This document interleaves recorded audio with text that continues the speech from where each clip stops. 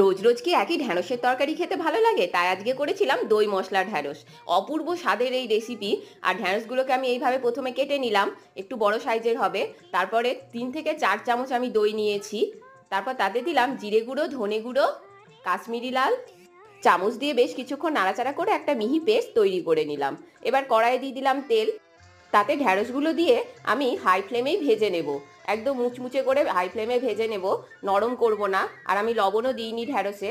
কড়াইয়ে আবার তেল দিয়ে জিরে আর কাঁচা লঙ্কা ফোড়ন দিয়ে এবার চপ করে রাখা পেঁয়াজ দিয়ে দিলাম। পেঁয়াজটা গলে গলে এলে আদা রসুন বাটা দিয়ে দিলাম 1 চামচ। তাতে দিয়ে দিলাম লবণ, হলুদ আর কাশ্মীরি লাল। এবার মশলাটাকে ভালো করে একটু গলিয়ে নিতে হবে। তারপরে অ্যাড করলাম দইয়ের মিশ্রণটা। তারপর তেল বেরিয়ে এলে তাতে ঢ্যাঁড়সটা অ্যাড করে দিলাম আর দিয়ে দিলাম সামান্য একটু জল। দিয়ে বেশ কিছুক্ষণ নাড়াচাড়া করে একটু ঢেকে রেখেছিলাম। ব্যাস রেডি।